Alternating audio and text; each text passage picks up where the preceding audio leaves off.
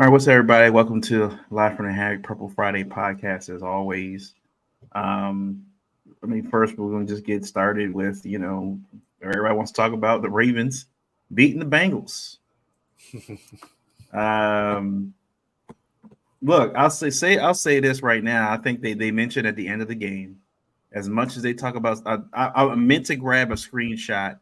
I'm not sure who sent it in the chat, but somebody sent a screenshot of what the announcers, who everybody picked for the game. I think All five people said Bengals.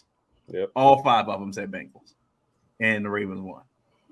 And it's been like that for what at least 3 years since Burrow's been there. It's been like that. And I'm glad. I don't know which one who said it, which announcer it was during the game that said it, but he was like, Lamar is now 7-1 against the Bengals since he's been in the league. When Lamar plays against the Bengals, he beats them every time. I don't even think Flacco had that good of a record against the Bengals.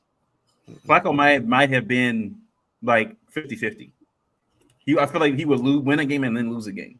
Like, I don't even think Flacco had that good of a record against Cincinnati. Lamar is almost like he plays the Bengals, like, whatever. I don't care. If Lamar is on, he's going to beat him. Yeah. So, for the first half, you could see they struggled a little, starting a little bit of struggles from last week. But then they picked it up in the second half a lot. I kind of wanted to see more Gus in the game than we did, because I felt like when he was in there, he was getting his yards. Like he was getting some yardage in that game. I did like the fact though that Lamar spread the ball, or he had like 8 different receivers. I think they said at one point it was like everybody had at least a catch. It was like 8 guys that everybody had at least a catch. Nelson Aguilar led the team with 63 yards in that touchdown. That touchdown, by the way, was like I'll say this: Mike Preston, for anybody who listens to 105.7 The Fan of Baltimore Sun, gave a glowing report for Lamar Jackson. He gave him an A, almost gave him an A+. Wow. He was like, the throws that Lamar was making in this game, he wasn't making last year. They're like, even Lamar, like even in 2019 Lamar, he's like, Lamar wasn't making those kind of throws. Like the throws that Lamar was making in this game, he wasn't doing last year. So you can clearly see Monken having influence, even where how Lamar is throwing mechanics, T. Martin as well, having an impact on where he's throwing the football, where he's placing the ball. I mean, look, Nelson Aguilar pretty much ran a fade route and he just threw it. It didn't matter where the DB was. Nelson Aguilar was the only one that was going to be able to make a play on that ball. Now he did almost drop it. So it was it wasn't a firm catch. But for all things considered, he came down with it. Did his little dance in the end zone. So I was happy for Nelson there. And Lamar, I think they said I don't think he finished with this rating at the end of the game, but they said I think he was like at 159 passer rating at one point going into the fourth quarter, was almost near perfect. Like he was. There was a point in the first half I think Lamar had only missed one completion. It was like he was like 9 for 10 or something like that. Like before he started mid, like he was on, like he was like he got Odell Beckham got 3 catches before he went down. Mark Andrews got he got 5 catches, so they got him involved. Zay got 4 with 62, obviously that big one, that 52-yard gain in that game. But I'll actually show that one real quick. Just to mention, as we talked about last week, about having bad relationships in the past affecting how you feel about new ones, right? Not trusting the current person with because you've been hurt before, and that's what Lamar was. But they had mentioned, so I pulled this obviously from Ryan Mink on Twitter or whatever, but they said Zay after that play, the first play, I'll show when he missed on the first time, Zay came back to Lamar and told him like, throw it to me, like, and he was, and look, the first play he was more wide open than he was on the second one. Like it was, and you'll see it was the same play. The safety obviously gets there a little bit later, but it was literally the same route. He missed him the first time, but then he goes to Lamar apparently after that and like, throw it to me. And Zay comes, a phenomenal catch. Let me just pull that up real quick. See if I can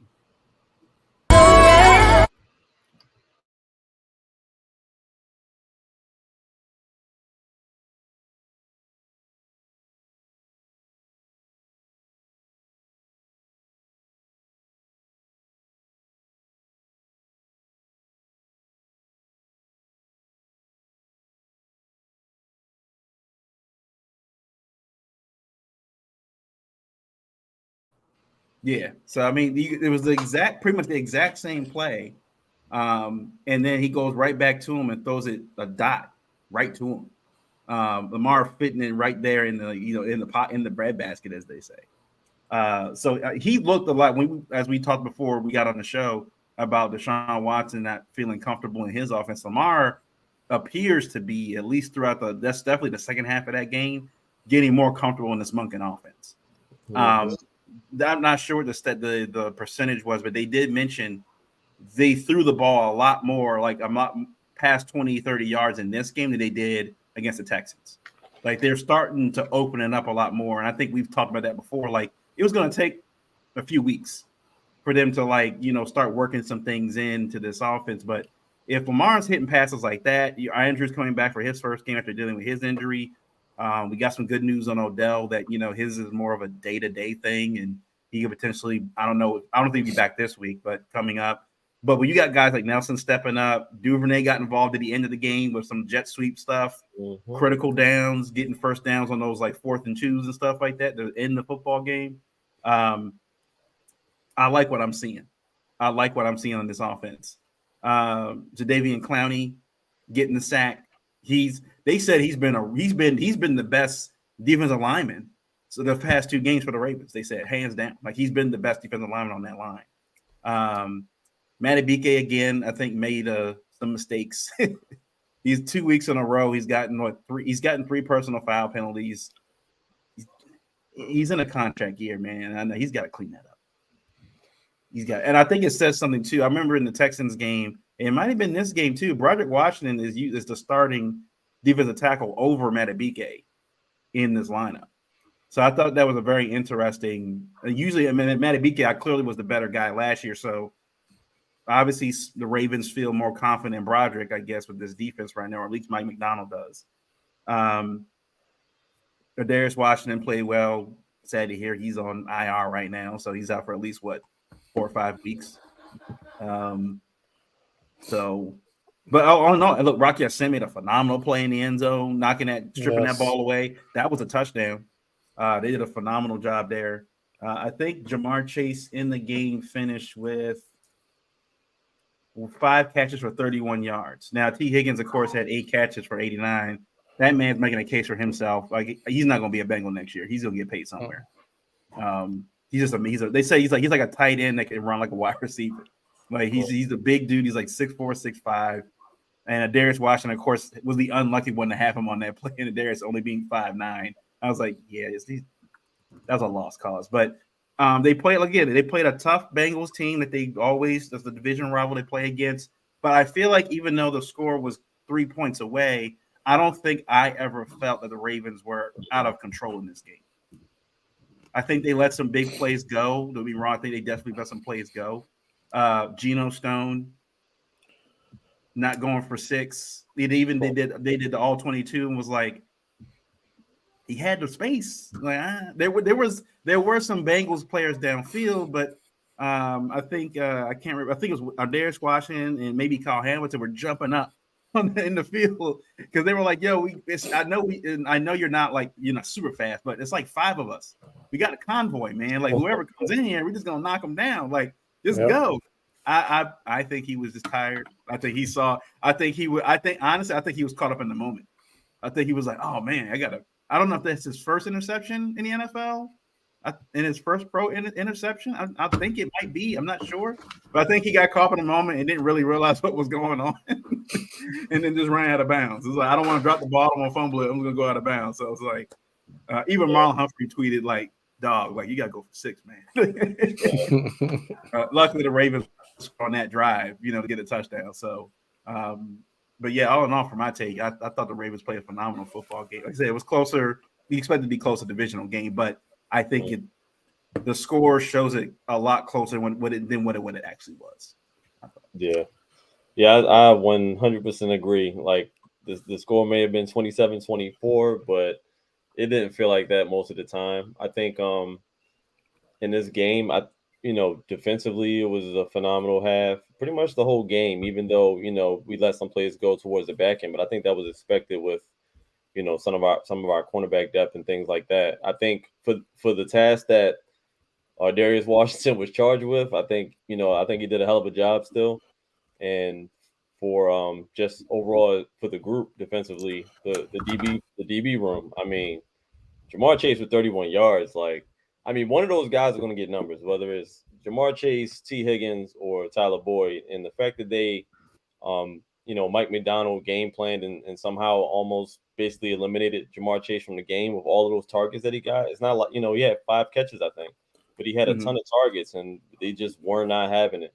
So I was like very, very, very impressed with that performance, especially like you said, Miles, that Rocky Sin play. Like, that was, outside of the Zay play, that was probably my second most excited. I was the most excited for that play. Like, that play got me super hyped. I think it was probably a third down in the end zone at that. And Jamar Chase, we've seen it time and time again. That same play, he's coming down with that ball like 95% of the time. So for Rock to just step in there at a game where he probably played the most, between this week and last week, he made a hell of a play. He ripped it right out of his hands.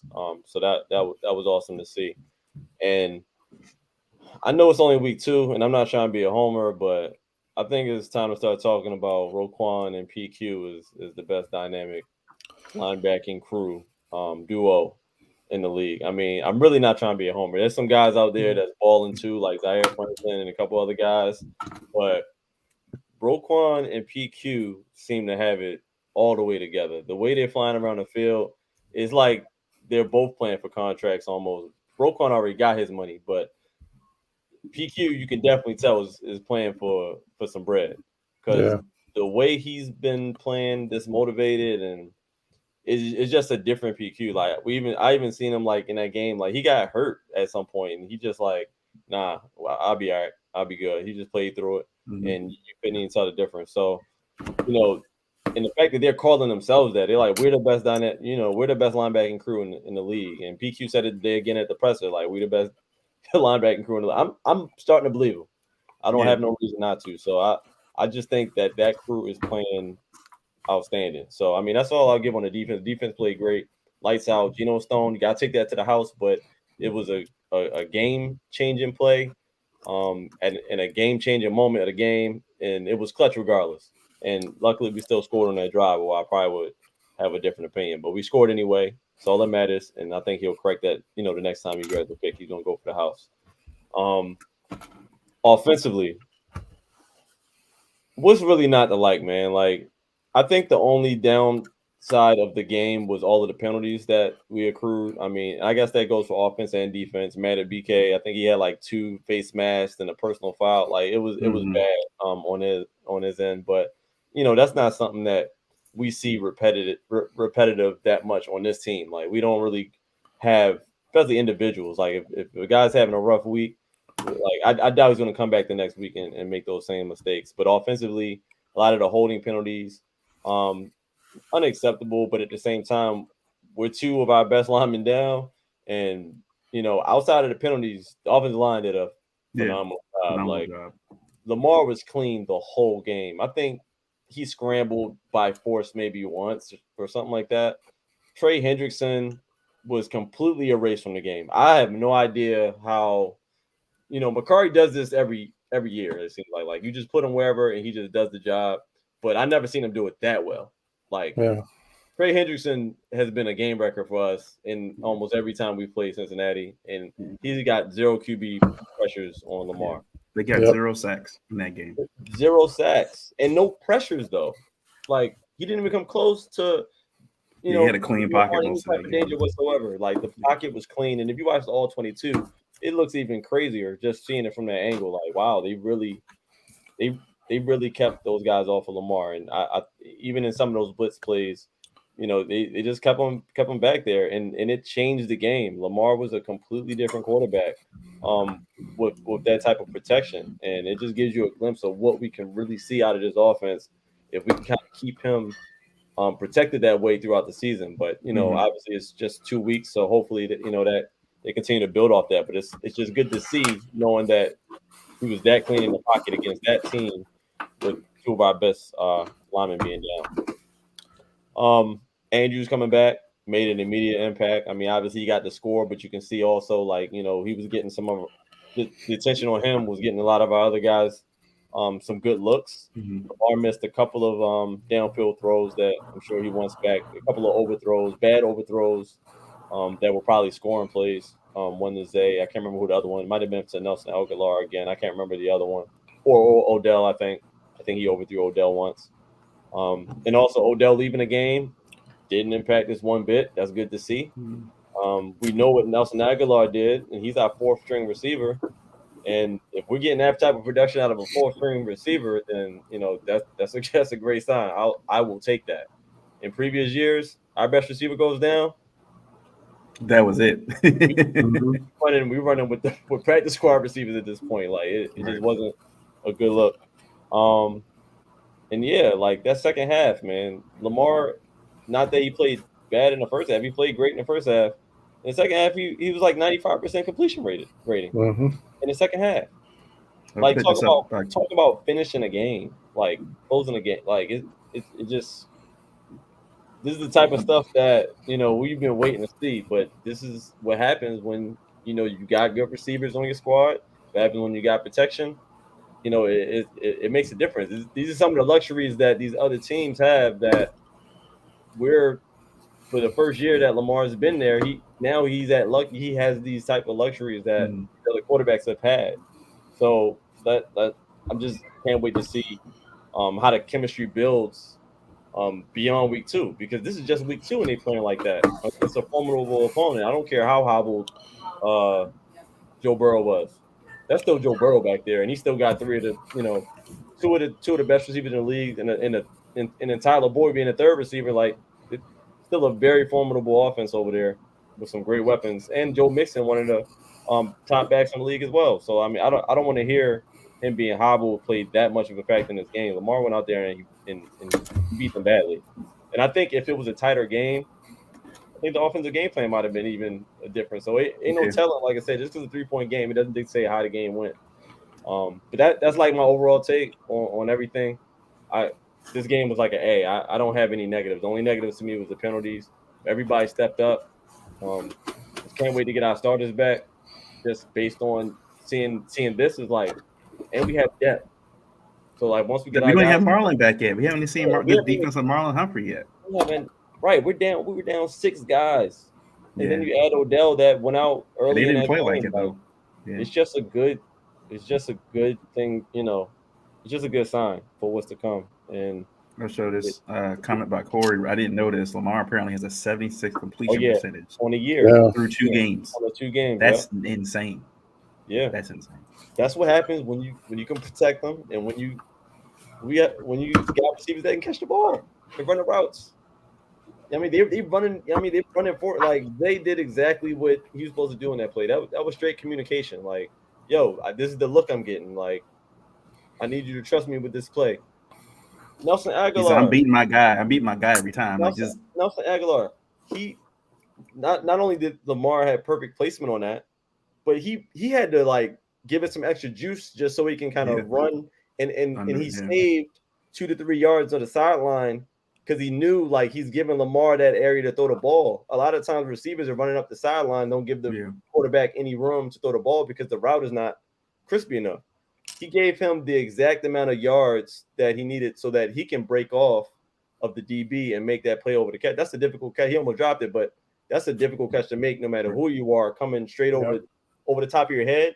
One shoulder is one thing, the other shoulder, but coming straight over here is one of the most difficult catches to make in the league. So yeah, man, shout out to the boys, man. They did their thing. They had that special teams blunder. That's probably the one sore spot, but it was a terrible officiated game in my opinion as well. But we came out with the dub, and Yeah.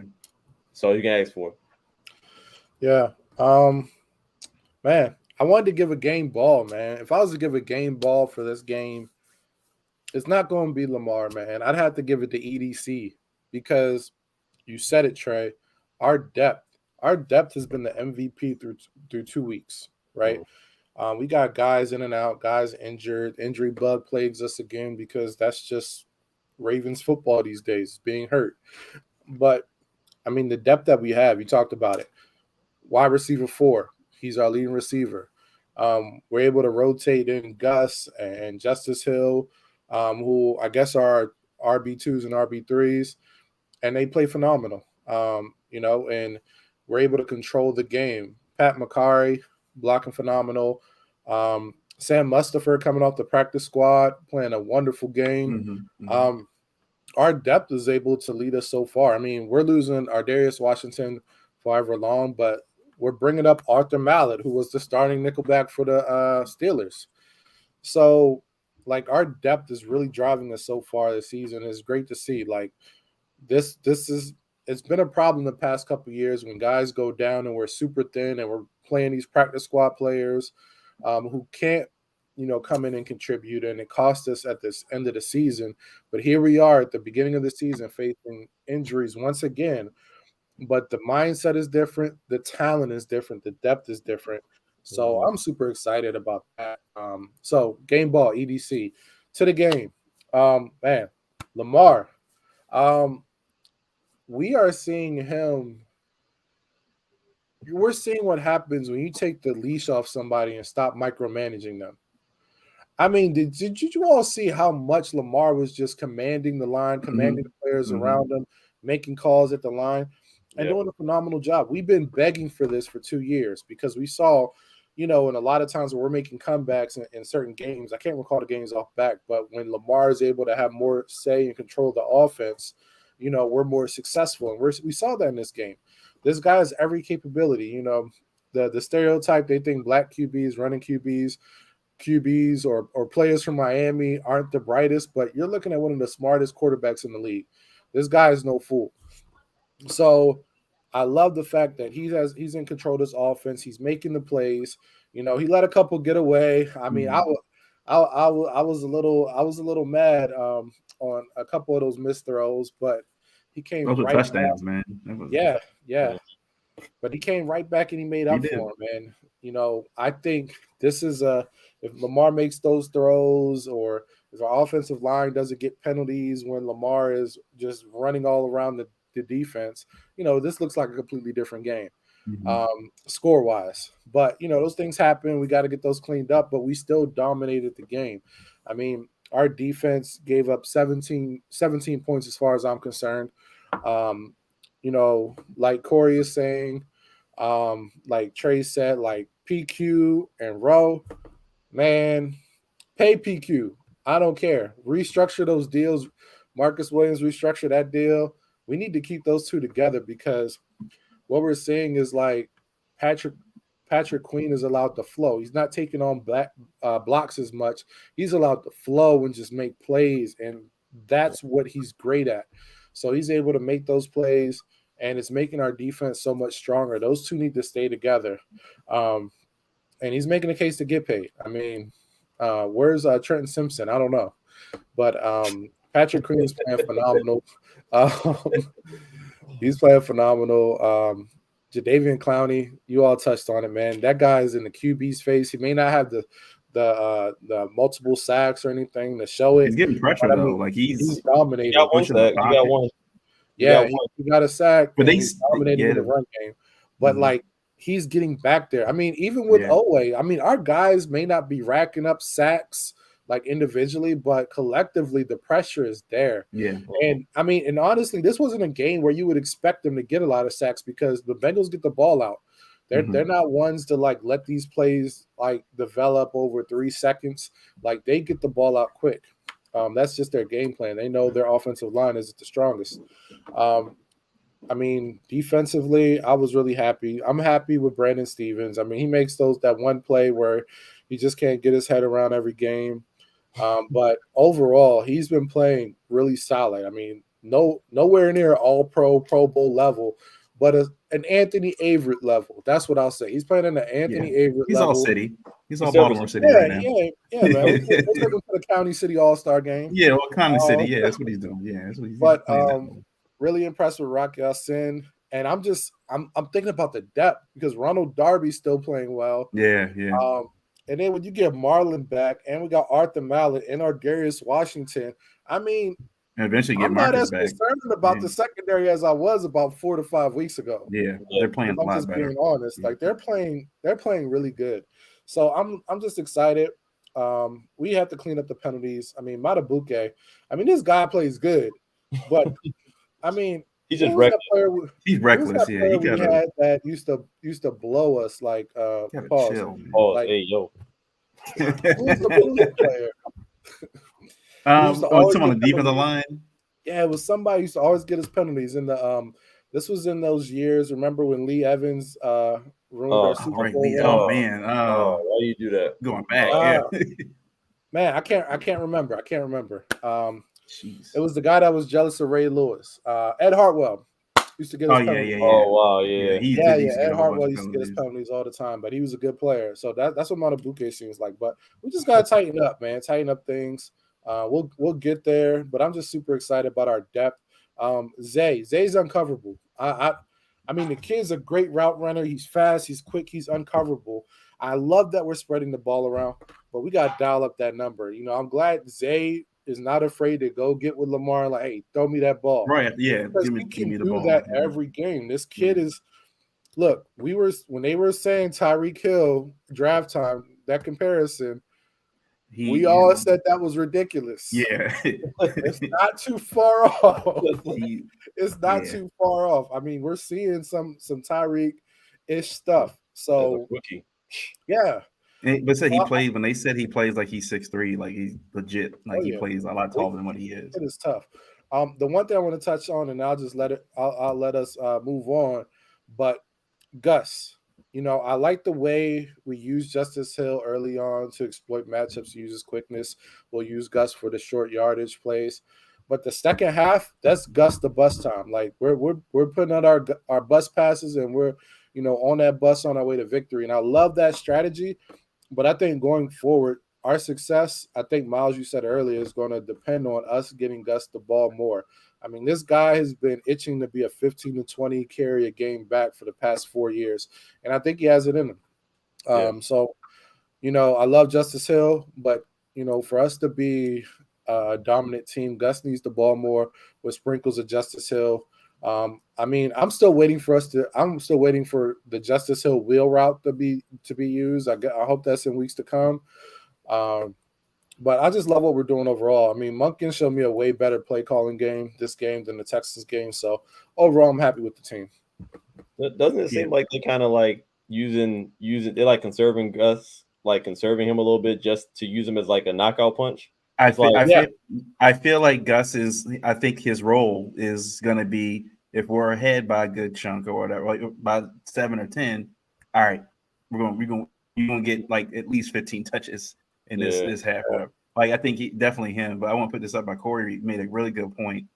Can't wait to see this offense looks like when Keaton Mitchell comes back with his speed out of the backfield. More help on the way. Like you say, you talking about that wheel route, Travis. I'm like, Keaton Mitchell in that. Oh my. We're not even able to use the whole arsenal because you know we're just trying to get guys accustomed and guys are going off. So they're going. I don't think Monken wants to show all that injuries. yet. He's like, nah, I gotta wait. There's a time and place for that. Yeah. Also, this was a good point by Corey as well. He's like when Ryan Clark talked about when they talk about Lamar, and they always criticize him about like he's not throwing for the yards and all that other stuff. Like he's not throwing 350 or 400. You know, he threw 237 in this game, and they were like, "Well, he's not throwing for the yards. He's not doing this. He's not doing that." And like, it's not about how he's doing it; it's the fact that he's winning. Right. Y'all complain about how he wins. Like Floyd, remember towards the end of Floyd's career, like, oh, Floyd's not necessarily knocking guys out. He doesn't have to. He's playing defense. He's wearing the guys out. He gets some nice good shots in. He wins the boxing match. It worked every time.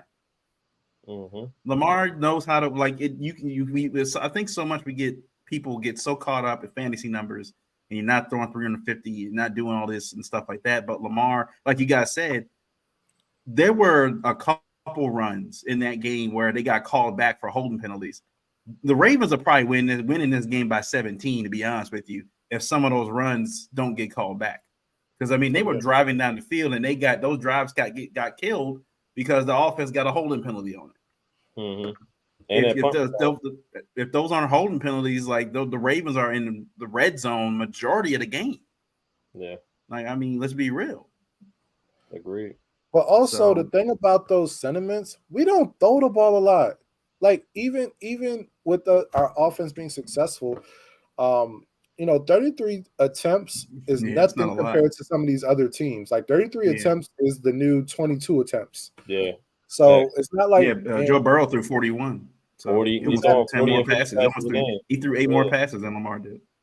Yeah, so I mean, our offense isn't built to be a 400-yard game unless we're down or calls for it. But that's not the way our offense is. It's to make big plays, get scores, and we'll run the clock out. We'll run the ball, be physical. No matter how pass happy we get, our goal isn't to rack up yards. It's to make scores, move the ball, move the chains. Be efficient. Yep.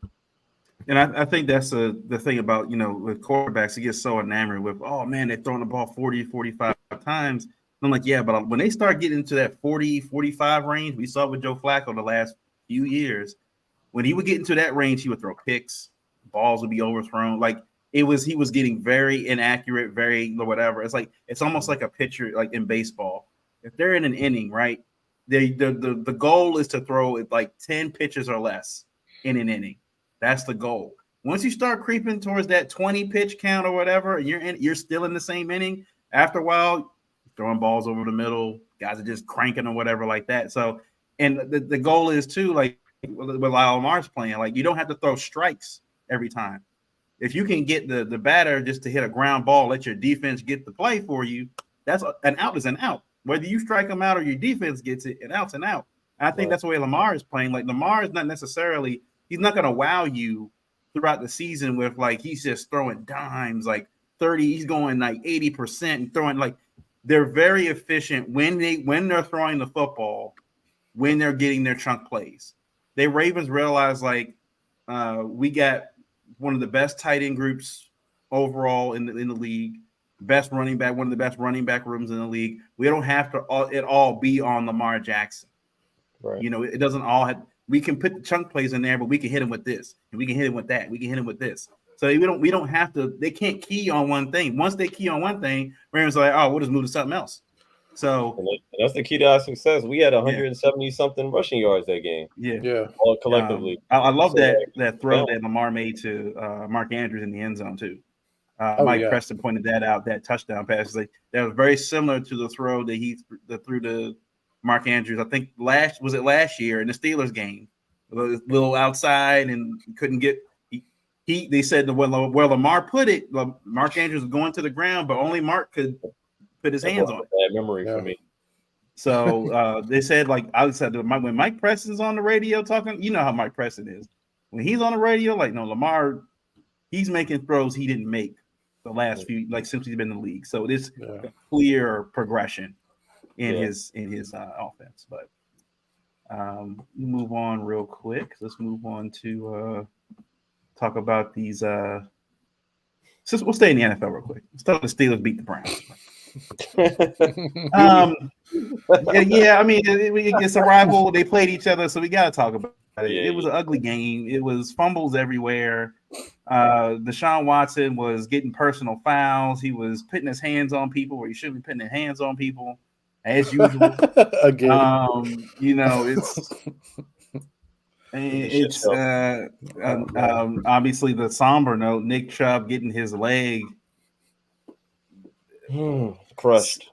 It was bad. I understand why they didn't show it on TV, like because the way his leg bent like that. Like whenever you see somebody's leg is straight up like that, and their sort of body goes perpendicular, and the leg is like, nah.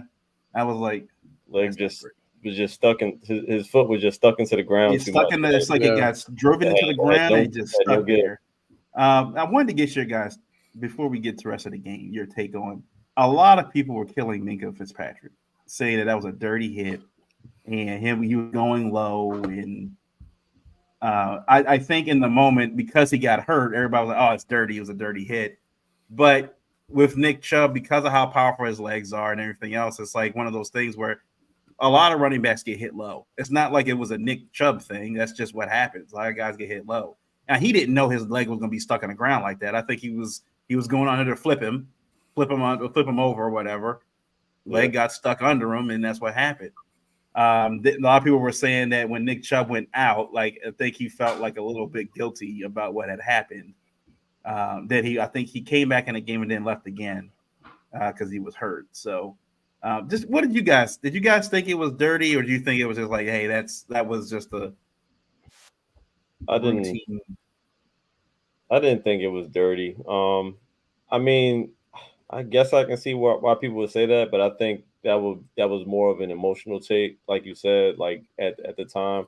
But at the end of the day, like that's Nick Chubb. Like he's probably like top 2 backs in the league. I mean, if you really talk Most about consistent running back since he's been in the league. Running backs, like Yeah. Nick Chubb does this week in, week out. And he's not a small dude. Like that dude is built solid. Like if you see him running at you, like the most ways he's tackled is by his legs. Like people aren't going straight up head to head with Nick Chubb like that. More than likely they're chopping his legs, usually in open space. But it was a goal line situation. Like Minkah Fitzpatrick is a DB. It's not like he's some big dude who had an alternative way of hitting this guy. Nah, Nick Chubb's running at you, and he wasn't down. So the goal is to get you down, and so you cannot score these points. Mm-hmm. So, like you said, I think it was just a freak accident. I mean, it was really kind of textbook tackle in that situation when we're talking about him trying to score a touchdown. But like I said earlier, it seems like his cleats just kind of got stuck right in the ground right there, and for whatever reason, there was no give whatsoever on the field, and his knee unfortunately paid the price for it. But I don't think Minkah was dirty in that. I just think it's just one of them things. I do feel bad for both parties. I mean, I feel terrible for Nick Chubb. Obviously, his season is over, and to my knowledge, that was the same knee that he had surgically repaired, where he tore like 3 major ligaments in it before. So obviously that's not a good sign. His career is definitely in jeopardy. Yeah, for sure. And it's a shame because, like I said, I mean, he's our division rival, but we don't want to see that happen to nobody in the league, no matter who you are. I like Nick Chubb. I was a fan of Nick Chubb, man. Yeah, absolutely. Fan, like how he played. Absolutely, he don't even talk. He just do his job. I mean, he runs it up and he gets out of there. And he's been putting up with that organization for a minute.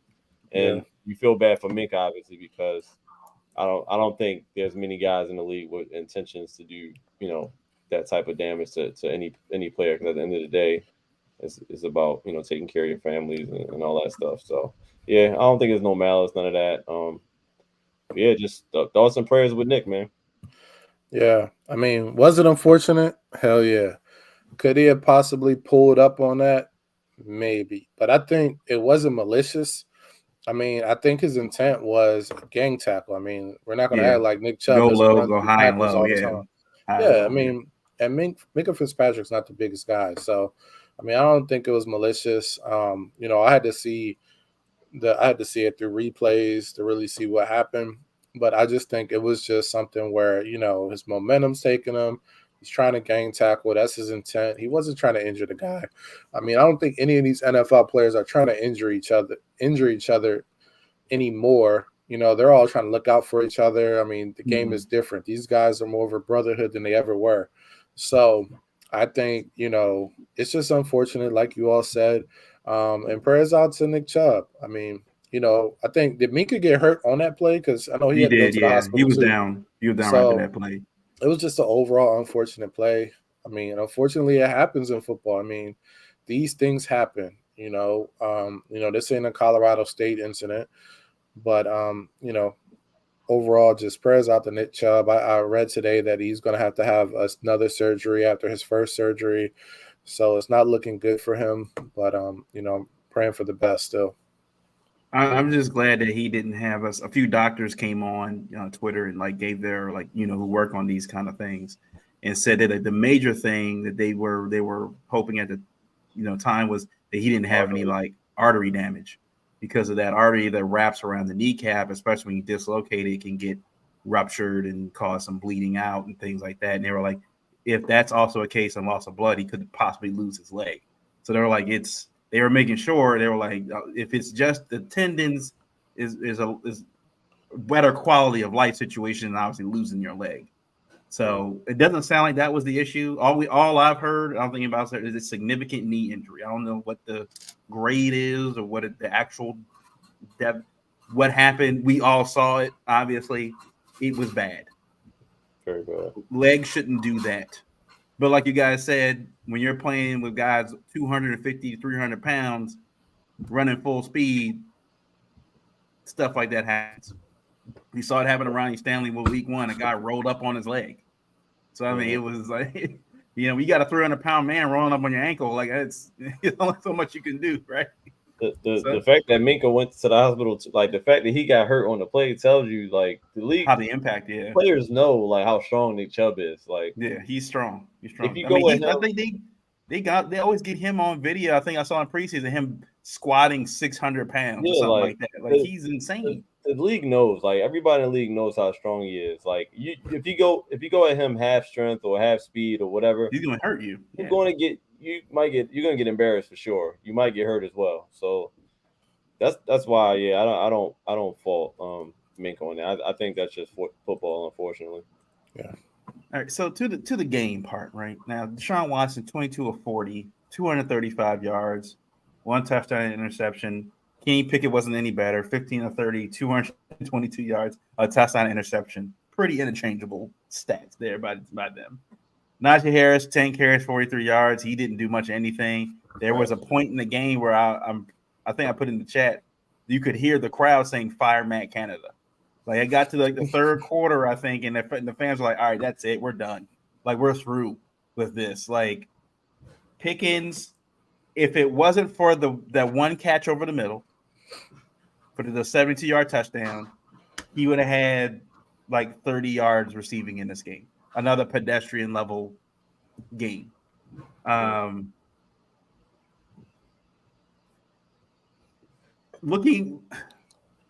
start with the defense for the Steelers.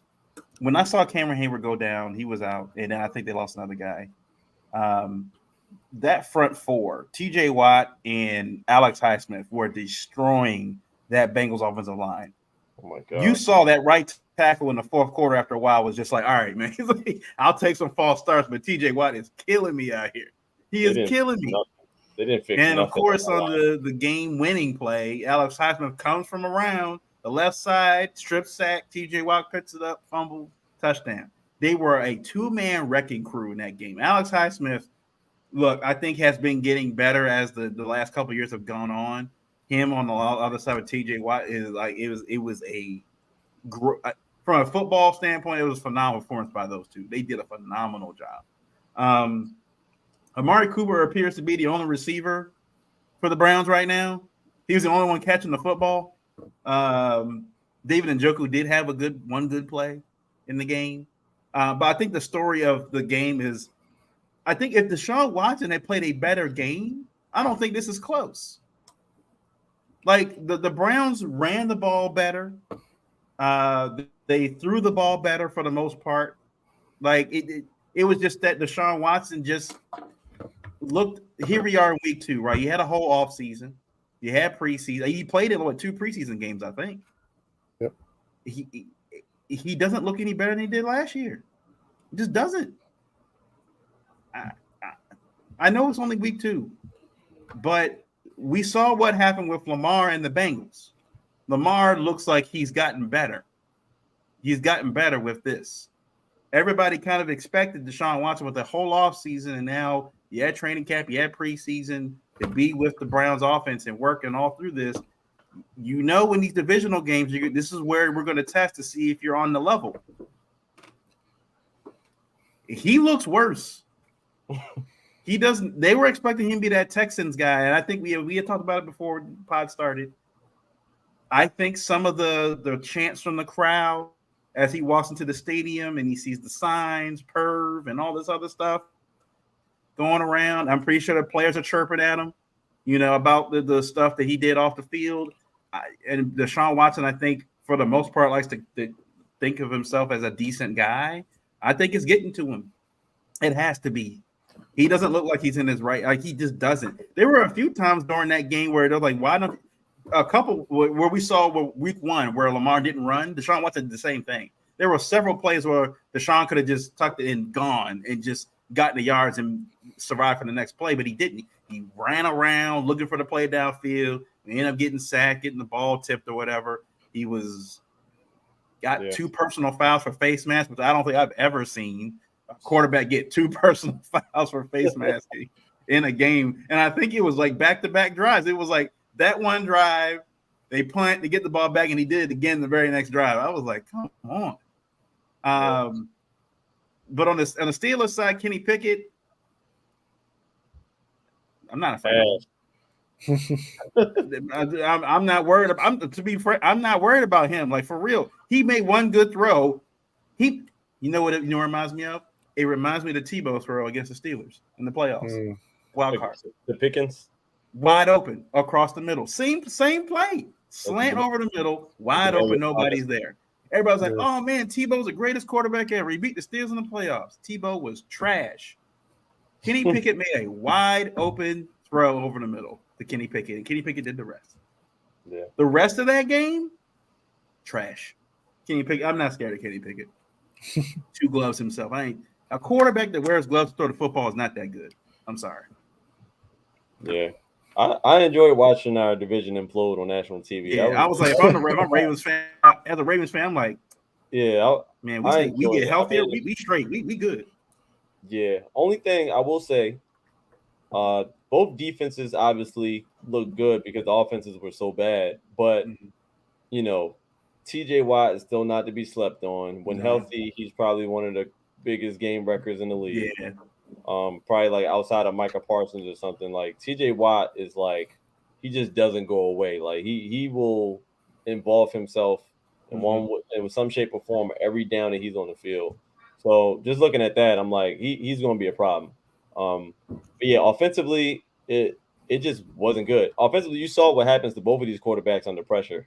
They just, and Deshaun was able to get out the pocket a lot more, and he just still couldn't make the necessary plays. So I don't know if they just need another receiver over there or what, but whatchamacallit wasn't it.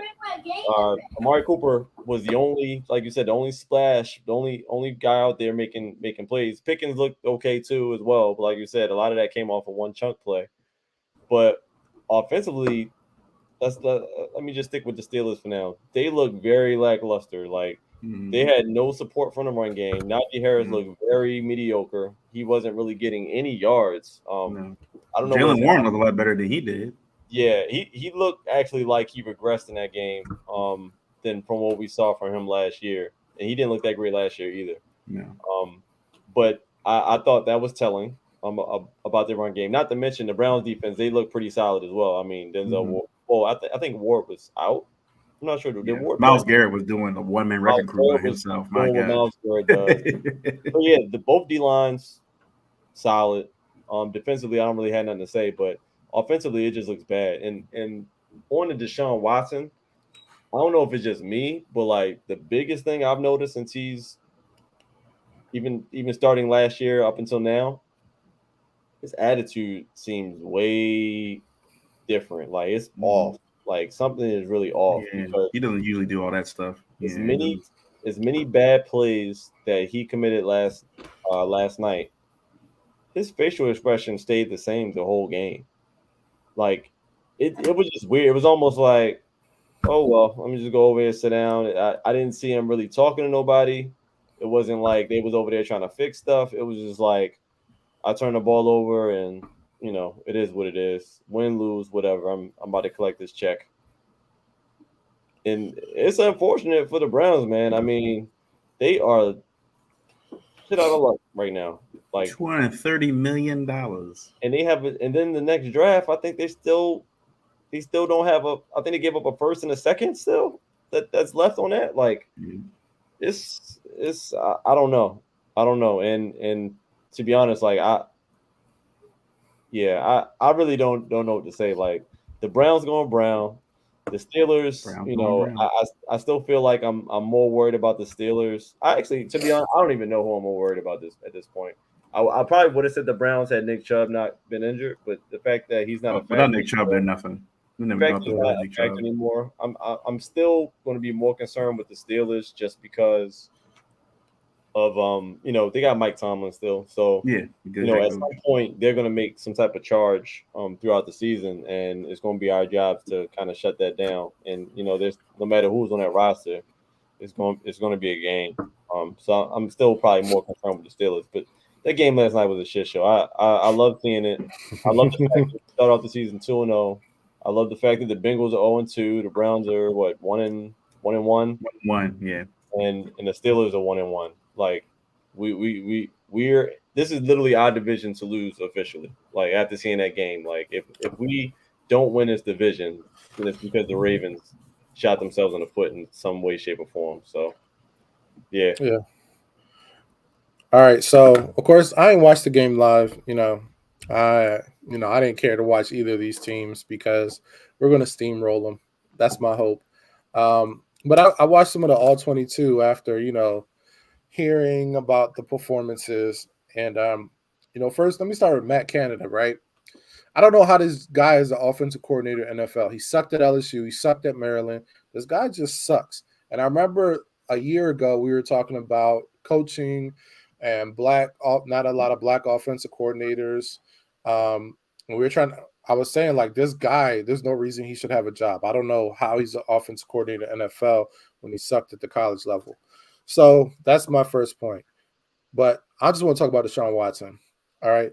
This guy's lost it. Like you said, the off the field stuff has gotten to him. His attitude is poor. Mentally, he's not there. And I said it before the pod. Like he's like the guy that used to have all the swag and everything. Mm-hmm.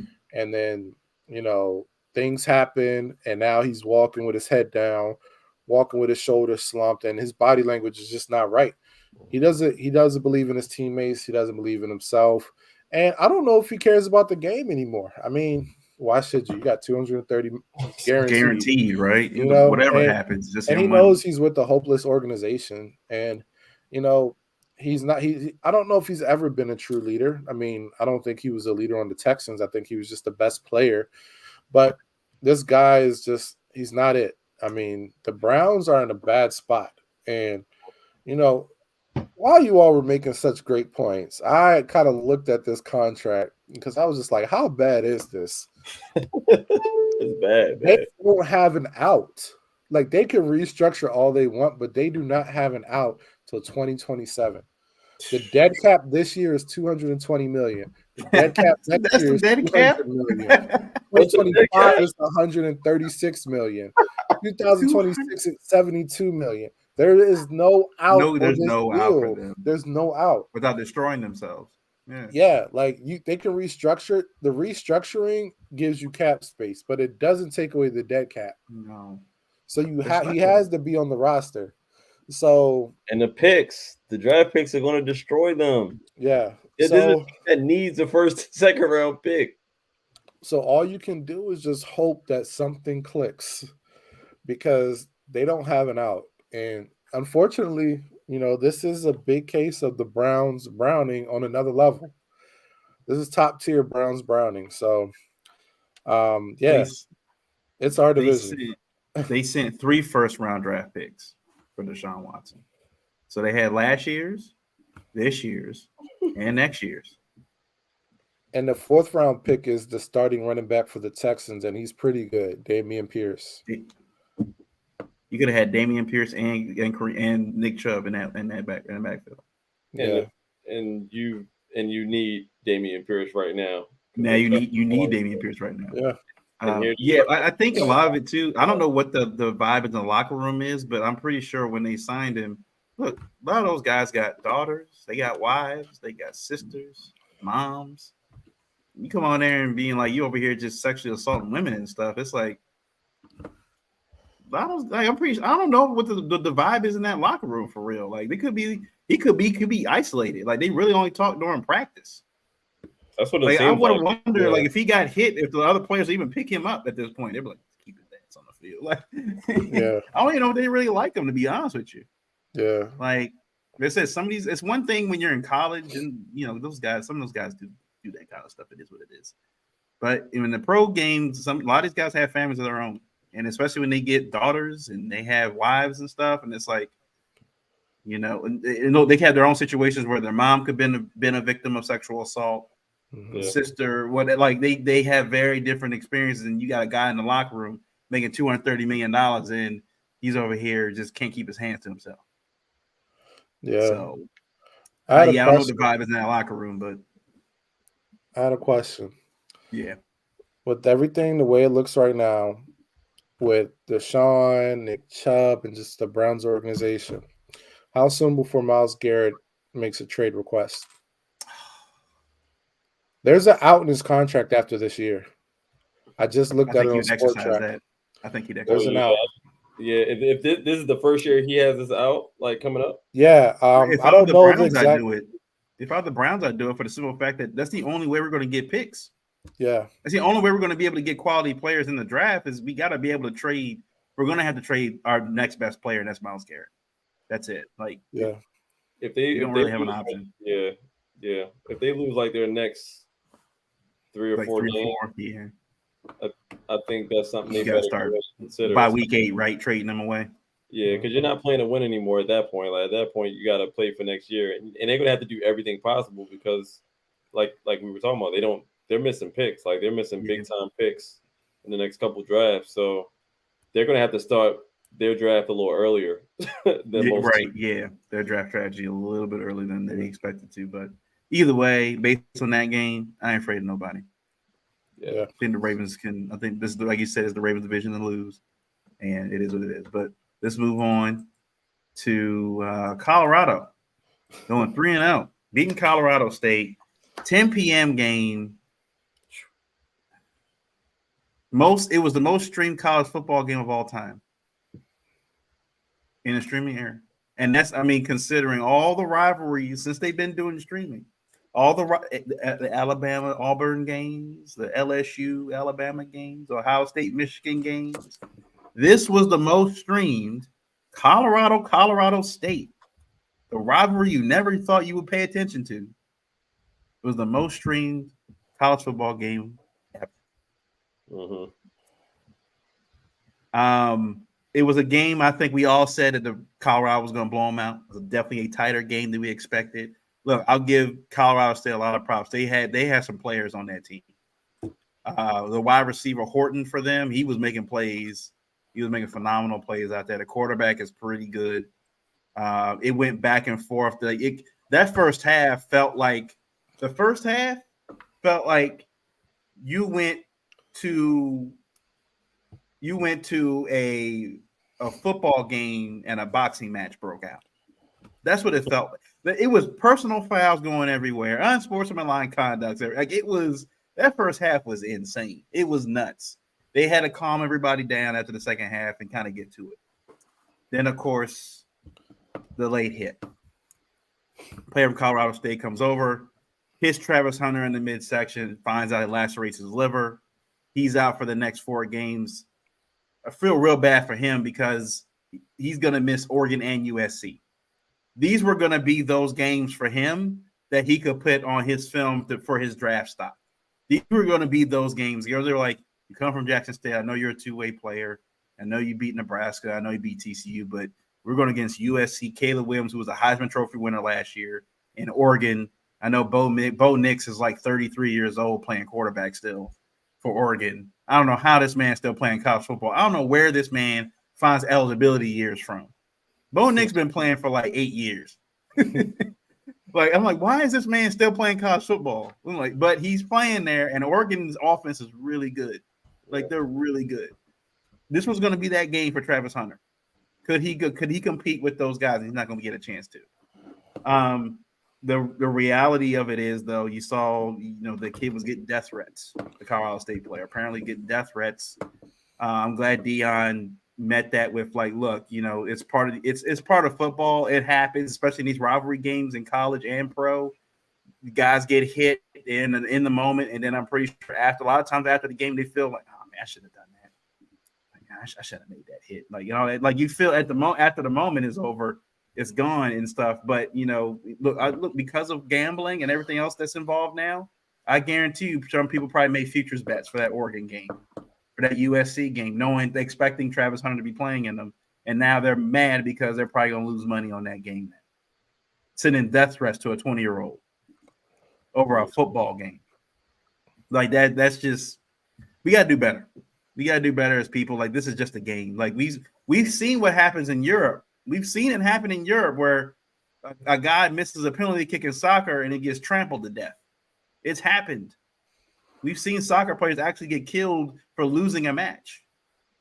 Like, it's never happened here. God forbid it. Hopefully it never happens. But with now money involved in college sports and stuff, it's going to get a little bit more. You're going to start see these kids, 18, 19, 20 years old, get a lot more vitriol for dropping a pass, making the wrong throw, because guys or people have bets on these games now, losing thousands of dollars potentially on these games. So all in all, though, I thought it was a Shedeur Sanders show at the end. 98 yards, driving down for to tie the game, then to get the 2-point conversion, and then win the game in double OT. I know we've heard he's been mentored by Tom Brady. It clearly shows.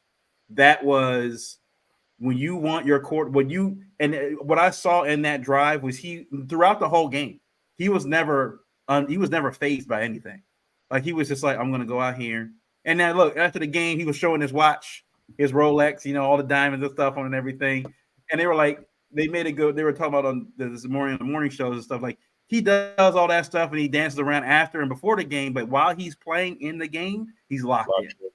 He's locked in. So you can never say that, he's not focused on the game, because that 98-yard drive, I mean, the Colorado crowd is quiet at that point. They're expecting that we're going to lose this game.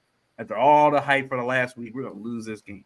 And he drives down that field 98 yards in Tom Brady fashion, gets the tie, and then gets the 2-point conversion to tie the game before going double OT. So, Shedeur, look, I get it. It's Colorado State. They're 0-2. They got blown up by like 40-something points in the last game. Shedeur is the truth. Shedeur is here. Like, I know this next game against Oregon is going to be a big test. The next 2 games will be big test for him. But from what I saw, especially what the Colorado State defense was doing, they're playing pretty well during most of that game. Shedeur, as a quarterback, you're going to get to those games sometimes where it seems like nothing's working. It seems like nothing's happening. But you need, though, that you're going to get one moment to really make an impact, and he did it. So shout out to him. Shout out to Shiloh. He went from number 1 to back to number 2. So I think he flip-flopped, because they say Deion ranks his kids. So I think it was Shedeur at first, but then Shiloh got the pick 6. He went back to number 1. Then Shedeur went back to 98-yard touchdown. He went to number 1. So, great game. I fell asleep though. I ended up watching the second half the next day, but I was like, it was too late. I was like, I gotta go to sleep. So, but. And before I get to y'all, like, how the Black America now has adopted Colorado. I have now seen everyone that's a Black media member, anybody that's a Black media member has got a Colorado shirt or jersey on with Sanders on the back. Everybody. It's what the Fab Five was in the 90s. They have adopted this team, Colorado, as Black America's team. Because I saw they had Kevin Hart there. Offset was there. Lil Wayne is coming down the entrance with them, doing it like it's. They had Michael Irvin there during the week. The Rock was there. They had other Colorado. I think they had the other Colorado players there in the booth. It's become a mecca all of a sudden now for Black athletes and celebrities. Everybody wants to go to Colorado now. Go to Colorado games for the home games. It's insane now. Yeah. It's crazy, honestly. I mean, they said all of the home games have been sold out for the entire season already. So you can't even get a ticket to go to the game at this point if you haven't already gotten them. So it's been wild. And it's been a lot of much deserved success too. I mean, we already, talked about, what Deion has done in totality, but just to see it just come to fruition with all of the views, and I think it was like you said, the most streamed college football game ever. Like, ever. Like Colorado, like this is a school. Nobody was talking about the school before Dion got there. Like it's just a testament to everything. But that game, man, that game was, another phenomenal game to watch. Another game where they had to kind of like fight through adversity, which I'm sure they're kind of sick of doing that, but it's just showing you a little bit more of what you get with those players individually, because what we saw from Shador was like something super special. Like the fact that he, you know, made the plays when he needed to make those plays. Granted, they do have to stop starting off so slow, because I think that's going to bite them in the butt if they keep starting off games like that. But I think that's something that they'll kind of improve on at some point. I don't know if it's going to be against Oregon or USC, but at some point, I think that's something they're gonna figure out. But the fact that skipping kind of towards the end of the game, the fact that Dion elected to have Shador take that ball first tells you everything you need to know. I mean, the fact that he had the trust in him to go in and kind of make a statement right then and there kind of gives you, he's showing his players that he has faith in them. And Shador's his father's son. So, he all of this is like, to us, or to the national media, to the nation in general, like they're seeing it for the first time. But this is something Shador's been doing on other levels as well. So it's our first time seeing it. I mean, on a on a national stage, but this has been in him since day one. So as far as the dirty play, definitely a dirty late hit. I mean, I wouldn't even. I've seen people saying that it could have been a situation where it was like a bounty type thing, like not like literally, like it but looked like they were trying to take him out. It did look like it, and that coach, he got that look. Like you just never know, He like, didn't reprimand him. I haven't heard him being suspended or anything even after that hit. So and I'm not going to say that's what it was, but I can see why people might have said it could have been something similar. But yeah, I think that's too much. I mean, people, sending him death threats and stuff like that. The player, like, I mean, at the end of the day, he's still coached by a grown man. So it's like we can't put this much stake into, a college kid, just pretty much following whatever orders that he's given. Not saying that he was following orders of that, but I'm sure their motivational speech in the locker room wasn't a soft one. No, you know what I mean? No. So, it's still your job as a coach to kind of make sure your players understand that, we're going to do everything we can within the lines, within the rules of the game to impact the other team. But yeah, it was a dirty hit. It's one of those things where I think he'll learn from that situation. It's unfortunate that him and his family got to go through what they're going through now. No matter what he did. And obviously, you still feel horrible for Travis Hunter, like you said, the fact that he's going to miss a couple of the biggest games in his career. But I still think he's going to be fine regardless. As far as if he in the draft or whatever he decides to do, I don't think it's going to impact him that well, because I think he's still going to perform that much better in those other games that he'll make it back to. But yeah, that was a phenomenal game, man. That game started at 10 p.m. I was fighting, man. I made it to the end somehow. I made it to the end. I might have had one eye open in the fourth, but I mean in that second overtime. But I made it to the end. And yeah, shout out to the Suns, to Shiloh, to Shador. Like, Shiloh took that thing to the house, and the top just blew. Like, it was just crazy. Like, you can see that. I felt the energy just from that stadium, man. It was rocking.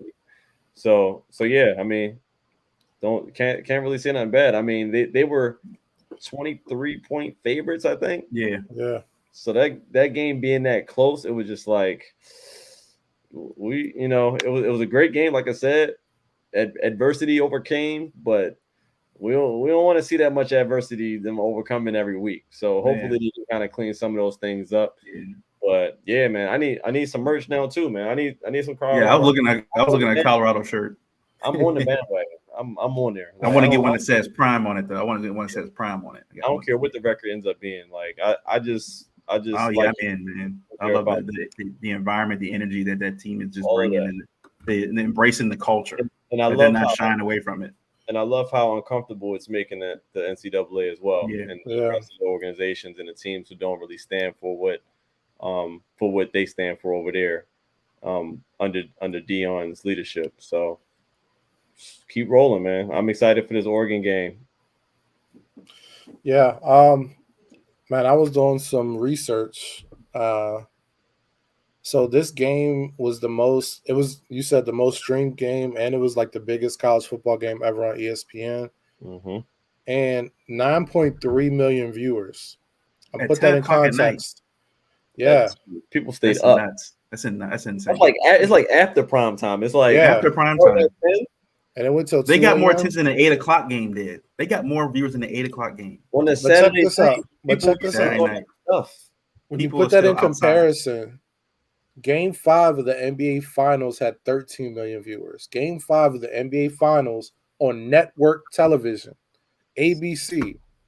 So they're trending toward that territory. This Colorado school having a late game that can rival an NBA Finals game. What time is this? What time is this Oregon game? Because 3:30, I think. I think it's 3:30. Yeah. That's another game that's probably going to do numbers. It's probably college game day. I'm pretty sure. I'm pretty sure it's gonna be college game day. Yeah, it's 3:30 on AB. It's on ABC. So they said college game day. That was probably one of the craziest game day experiences because the line was 23. What did I say? 23 points. 20 points. Yeah. So they were like, "This is like the largest line that we've traveled to a school." Right. To do a game day at. Right. Like that's usually a waste of a trip. Like we're not going to do game day at a school where we know they're about to blow out the opponent. That just tells you what's going on, man. It's crazy. Yeah, but I mean, they did their thing. I think they got too amped for that game. There was just so much. Yeah, there's a lot going on. You know, it was honestly a trap game. You know, they were on this big high, and it was hard for them to like overcome a lot of stuff. And then everything that happened with Travis right there and that bull, like it shook them. But I had faith that they were going to rally. Like I was up with you, Trey. Like one eye open. Me and my wife were fighting over the remote because she was trying to watch her show. But I said, no, we watch the Colorado. She's like, you sleep? I think you go to sleep. I'm about to take it. And we were fighting for the remote. But no, man, Shiloh. I just want to speak on Shiloh and Shador. Shiloh going up the child ranking, but he's really stepped up. Week 1 and week 2, he was getting slammed on social media as being a weakling because he was missing tackles. And they were saying he couldn't cover. But he came out, he covered this game. He was making tackles. He missed one, but he was making tackles. He was all over the field. Yeah. So, like, big shout out to Shiloh. I want to see that kid succeed because he was solid when he was with South Carolina, but I want to see him, like, take that next step because they need it right now. They're going against this Oregon team that has a good offense, but this Oregon team is very beatable. Like I think they're ranked number 8, but they're very beatable. They barely beat Texas Tech. Everybody's beatable in the Pac-12. Yeah, and you know they played Portland State, the D2 school. That's who they blew out. But I think they're very beatable. It's going to be tough without Travis Hunter, but I think if they come out and don't start slow because they started slow every game this season. Well, no, the past 2 games they started out slow. 2 games, yeah. But you know I think they have a chance to pull this upset as well and go 4-0. I really feel strongly about that with Shador because Shador is playing out of his mind. The kid is accurate. He has a strong arm. He can face pressure like no other.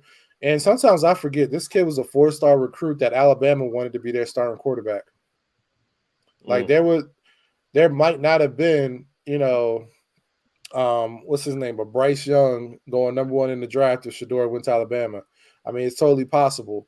So, I mean, this kid is phenomenal. This kid, I mean, he's just I don't know what else to say about him. I mean, I saw on my Facebook, man, someone say, you know, the craziest thing about these Deion haters is that they're really mad that his son is a pocket passer. Yeah, he's not running around, right? He's not running around.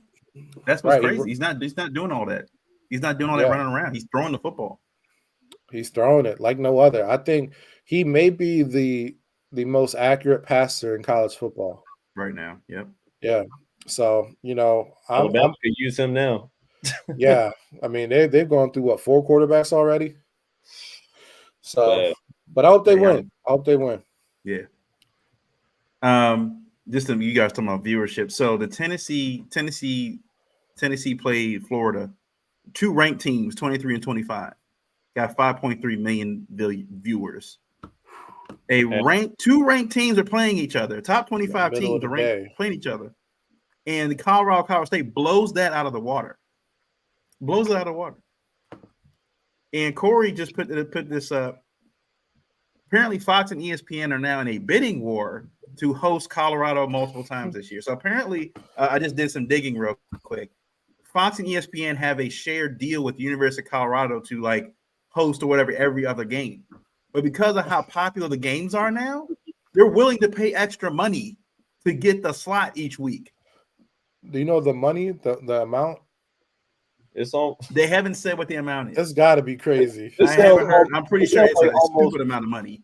This sounds almost like dangerous now. Like I'm pretty sure it's a stupid amount amount. Like dangerous mob territory. Like what's going on behind the scenes? Behind all this money, man? Like it's just No, this is ridiculous. Like it's we haven't seen anything like this, even with Alabama at its height. Because Alabama is now starting to fall off because they don't have a quarterback now. They're starting to fall. But even Alabama at its height wasn't getting this kind of coverage. Like they already had the SEC network and stuff. Like they were doing their regular TV deals. Mm-hmm. They're not getting this Colorado phenomenon has just taken over not just college football world. I think there were more people watching the Colorado State game. They were watching their own football games. Yeah. And like I said, I'm a Penn State fan. I didn't watch the Penn State Illinois game earlier. I only watched the Colorado State game. I caught the highlights of the Penn State game. I was like, I'll miss the Penn State game. I want to make sure I'm awake for this Colorado State game. It's insane what is happening right now in college football. I love it though. It's great. Like I said, I love the fact that Black America has like adopted Colorado now as its as Black America's team. And they had 2 black anchors. They knew what they were doing. They had 2 black anchors, guys calling the game. One of the guys was like, looks like the BET Awards here because there were like 10 different rappers. Master P was also there, all set with like the Rock. And it was all Michael Irvin, like all these other ex-players that didn't even go to Colorado are there. Like everybody's there now. Everybody. And Dion's bringing them in. Yeah. Dion's bringing them in. Oh, what's Corey? What's our situation in Michigan State? I know he's being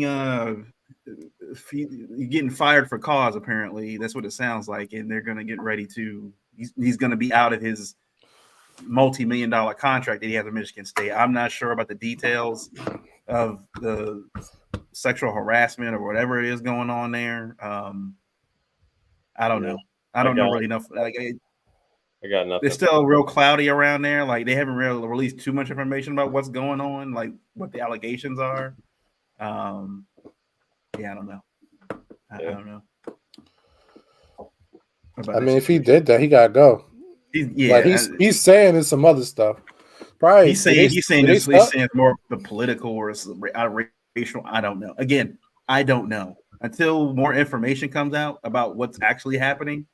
Mm-hmm. Also, apparently, I just came across my thing. The Bears just fired their defensive coordinator. Apparently, there's some serious allegations.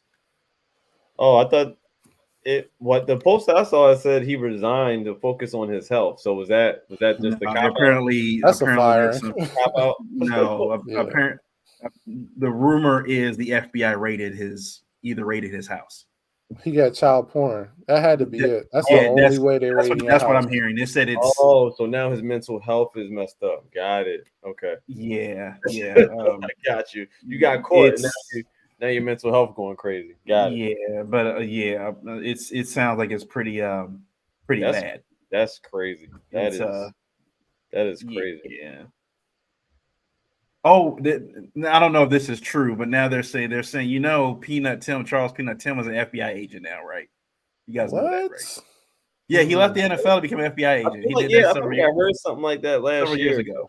Yeah. Oh, I'm looking on Twitter right now. Apparently, Peanut Tillman is who told the Chicago Matt front Eberflus, office. yeah. Whoa. Give him the heads up, like, hey, Yeah. just want to give you a little, common courtesy that we come to get your boy. Like, yo, what the? It literally just came out like an hour ago. So I'm like, that's probably, yeah. So it's being accused of possession of child porn. So I really do not understand, and I'm not about to force myself to either. Like I said, well, that I'm pretty sure more information will come out when it does. Yeah, we gotta do our homework on that one. That I'm pretty sure that will be all over the news tomorrow morning. I'm pretty sure. A whole lot of nasty news on this Wednesday. Yeah.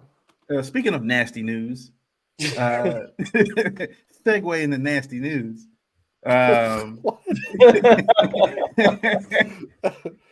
Oh, Miles. Can I break news real quick? Yeah, go ahead. Go ahead. See that too. The Rams just traded Cam Akers to the Vikings. Oh, for a swap of draft picks. Oh, wow. Okay. I guess they didn't like Madison that much. I knew something was up because he was a scratch last week. I'm like, what? Why? He's healthy. I think they probably wanted Kareem Hunt, but he went to the Browns. So what are they swapping? Who's their running back now? Madison. Rams? They have another guy. I can't remember his name. That's right. He's been getting most of the carries the last 2 games. I can't remember his name now, but all right. Well, okay. I guess that makes sense for them. Yeah. I'm not mad at it to get draft capital out of it. Have y'all heard about the Xavier Howard thing? Oh my God, that's more nasty news for sure. Yeah. He's got 4 different allegedly. I say allegedly 4 different women pregnant at the same time. I seen no text messages, man. Yeah, I heard that's I saw the yeah, it was bad. Nasty work, man. Go get an abortion. He told him go get an abortion. It was like, what? How much you need? That's what he said. Yeah, just as bad as Adrian Peterson. And he got mixed. He got them mixed up when he was texting them too. Like he was texting something. Oh, my bad. Was for another one. He was like, meant to text to the other one that got pregnant. I'm like, what the? Hey, man, when these guys are making this type of money, it's like in his mind, I'm sure he's like, whatever. Yeah, he got a big contract from the Dolphins. So yeah, but still, that's a lot of waste. That's wasted money right there. That's waste of money. Man, the waste. My man just going around telling women, "I want you to have my baby." Like he's doing a Nick Cannon. He's doing a Nick Cannon challenge. He's doing a Nick Cannon challenge, man. Have a baby by me, baby, be a millionaire. Right. Oh man. Gotta impregnate them all. You gotta do it. Gotta catch them all. You gotta catch them all. It's nasty, bro. This. But I guess before we close this out, I wanted to talk about the Bear. Besides the Bear situation with the dude's the coordinator, they did an interview today with Justin Fields, and he kind of mentioned, what's the issues with the offense and why is it? He's like, I felt robotic out there, and he's like, it's some of it's coaching, whether he. As an NFL quarterback, you're supposed to put the blame on yourself and take all the blame and stuff. But when I was looking through, just did some research about the Bears, coaching staff and their coordinator, he's basically Greg Roman 2.0. That he runs a great running offense, and that's about it. He was a wide receivers coach for a number of years. He was in Green Bay. He helped coach Devontae Adams and several of those guys there. So he's good in that sense, or as far as wide receivers, but he can't draw up plays, apparently. He just can't. He's good at running the football. Mm-hmm. I always thought it was a weird hire that they hired Matt Eberflus to begin with because he's a defensive guy. You have your rookie quarterback. I feel like you need more of a offensive-minded guy to kind of get him through those first few years. They really haven't given him anything. You trade away DJ Moore. No, you trade for DJ Moore. You get him. You got Chase Claypool there, but he's whatever. He doesn't feel he basically said it doesn't feel like he's in control of the offense. He doesn't feel he has any say. It's very similar to Lamar Jackson the last 3-4 years in Baltimore under Greg Roman. I know it's only week 2. I don't think a lot of people expected that much out of the Bears at right now, but if you're the Bears GM, if you're the owner or the GM at this point, who do you side with? Is it Justin Fields? Do you feel like he can make that next step? Because there were some questions about Fields when he got drafted, but do you feel like he can make the next step, or do you feel like Fields is kind of just tossing the blame at somebody else? He hasn't looked great on his own. He hasn't looked great, but we can also see this offense is like, it's not really built for him. It's not really like. Yeah, I think it's there's something brewing. Because there's something definitely going on over there in that organization. Because this is, even if we expected something like this to happen at some point, we didn't expect this type of frustration to be going on in week 2. For this type of presser that he had, and I think he might have mentioned it even twice, a couple of times. He pretty much said that he's feeling robotic in the offense that he's in, and like I said, for him to be making statements like that in the second week of the season, it's telling that there's more going on behind the scenes, that he felt bold enough to even just bring it up in the media like that. So I think there's a couple of things going on. Obviously, he's frustrated with the offense. And 2, I don't know if he wants to play for that OC anymore. I mean, the season that he's coming off of, when all of the criticism came from the way the offense was run, and for them to come over here this year, and they made a couple of moves and they got a couple of receivers, but then the offense does not evolve whatsoever from what it was last year, and he's still, pretty much shackled in that offense. It just doesn't kind of bode well, and his frustration isn't coming from the way the game came out, because obviously he's more frustrated with going forward. Like, obviously this is the system, and he's voicing his displeasure about that in hopes that hopefully something would change.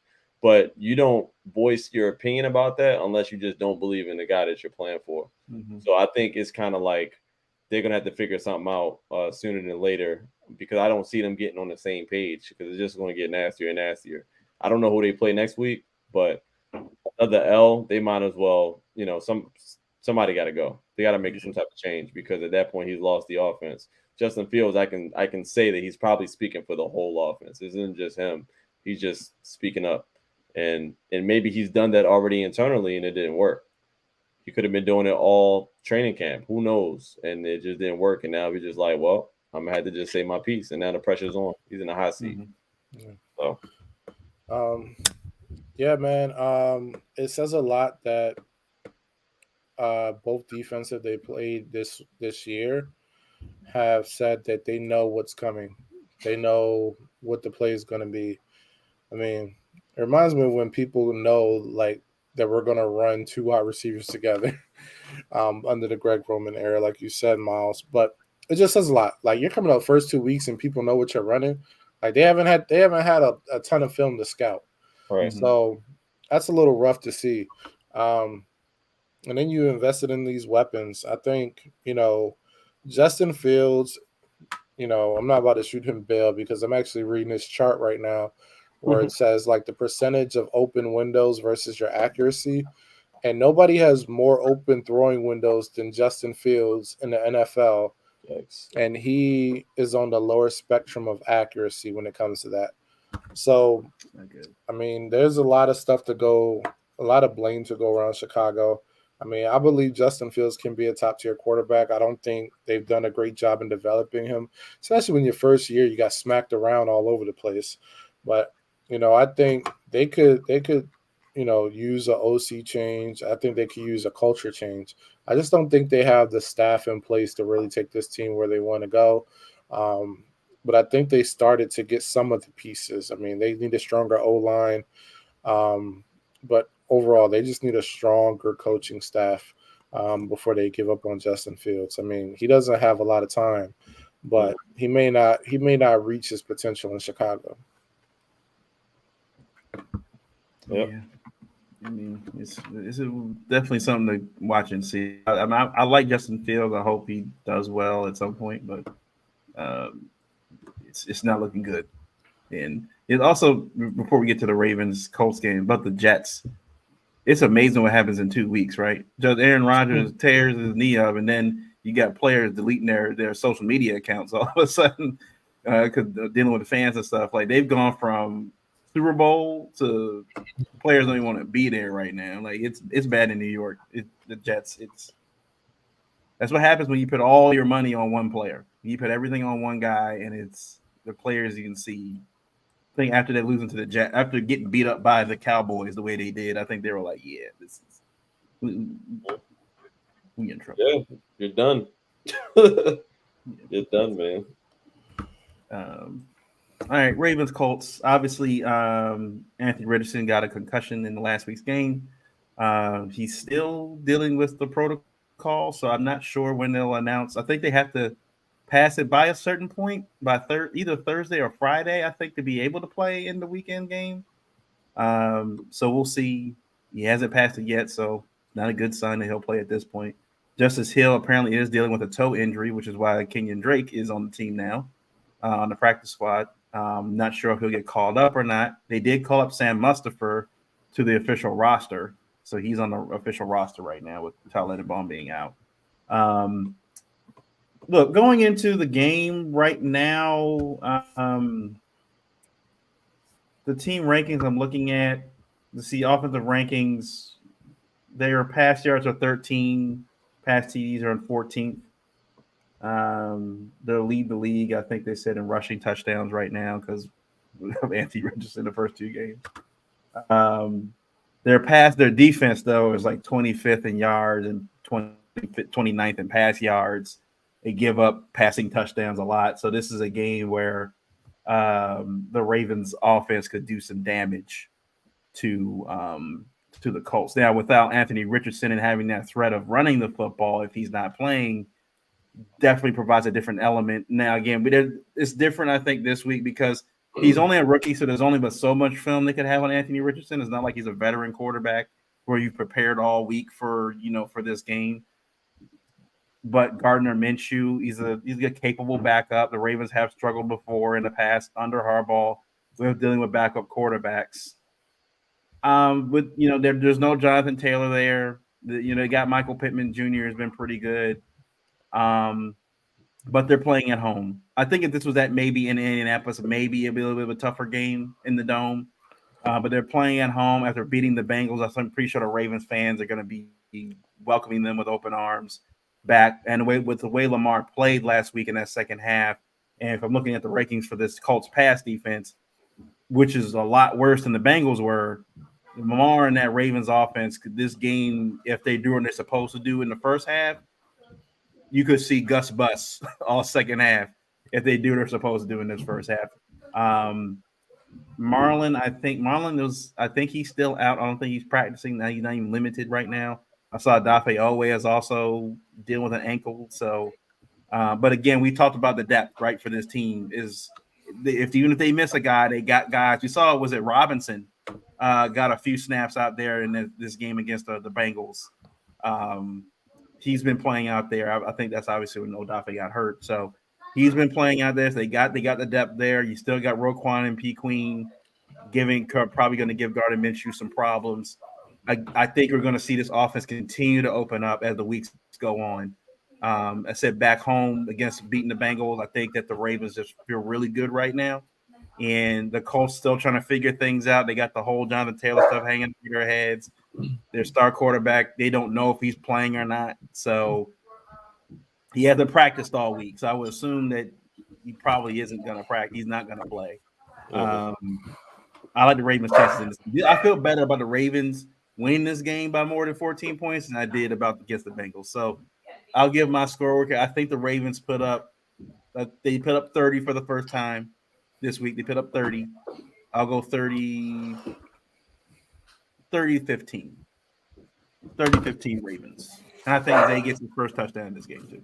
Yeah, I was gonna say that too. I was gonna say I think Zay scores this week. Yeah, I'm not concerned with the Colts that much. I mean, I think we need to neutralize Michael Pittman Jr. Make sure we got an eye on him. But the fact of what they did to Jamar Chase last week gives me faith that they can kind of make sure that they can kind of eliminate him from the game as well. Yeah, I think we come out and smoke their boots, man. I think they're in for a long game against us at home in Baltimore, and I don't really see no matter who's the quarterback. I'm pretty sure Anthony Richardson. I just don't have a good feeling that he's going to play that game. They're going to be using, I guess, Gardner Minshew as their backup. So he's a streaky backup. Like he can get hot. But I just think that his first time playing a game against that Ravens defense, it just ain't going to work out for him. This is a great opportunity for our defense to show some consistency. They've been consistent for the past 2 weeks, but 3 games in a row having great games. That's going to do numbers for the rest of the season. Some momentum going forward. So I think definitely, and Corey had mentioned as far as the score, he haven't scored 25 or more in like 10 straight games. So we broke that last week.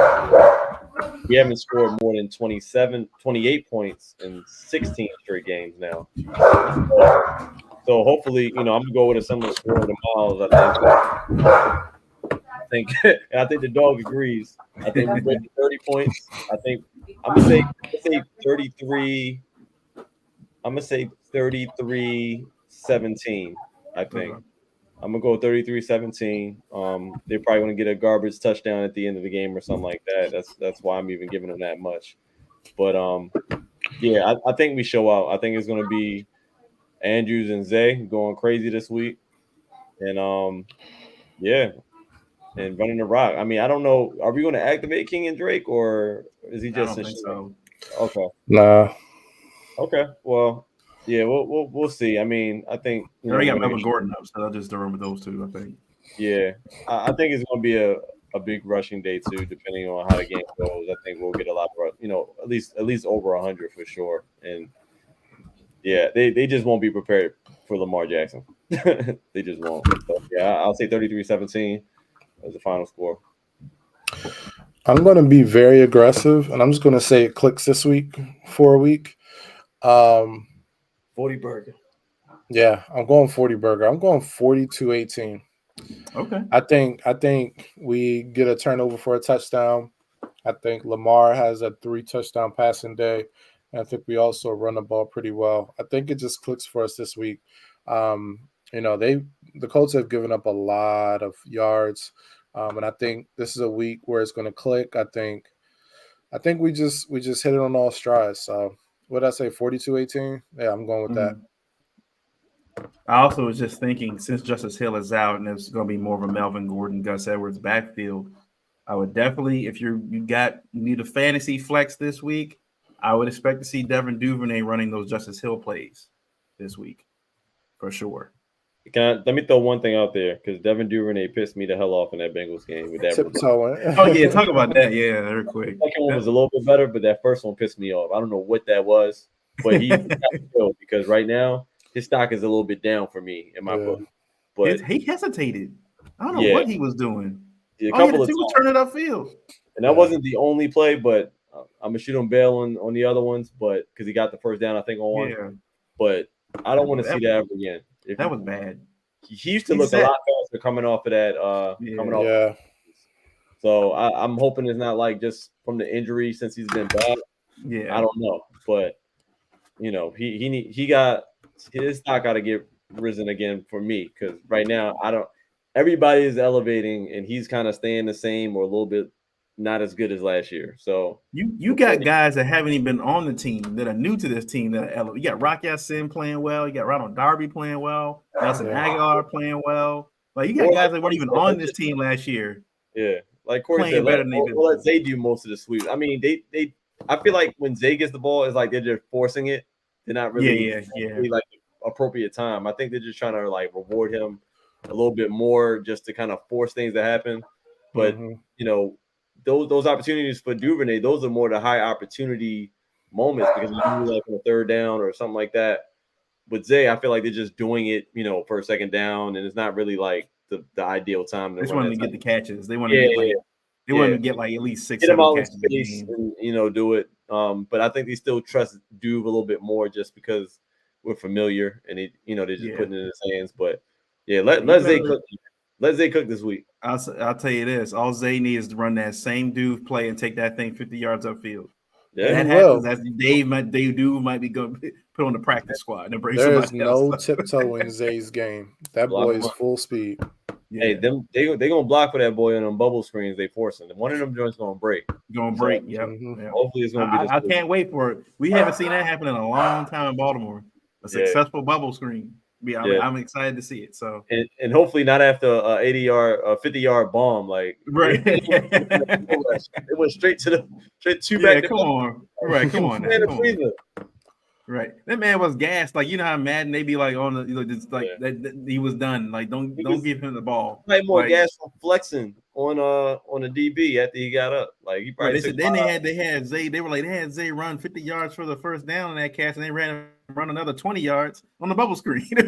Right, because you count all the yards up he had to run around and dodge. Like that man was gassed. He was kind of reward him. So I respect it though. But I'm fast, but I got lungs, man. I ain't got running with I got like a battery I'm running with. I got lungs. Yeah. Man. He young. They don't care about that. They're like, go ahead, young boy. Yeah. So all right, hoping the Ravens blow it out, make it a lot easier this week to watch. So big with football week. Ravens play at home against the Colts. The Orioles are still doing their thing. Hope we can lock up the division soon. And then we got Oregon against Colorado. So big football weekend. Should be fun games to watch. But thanks guys for listening. And we'll catch you guys next week. Peace.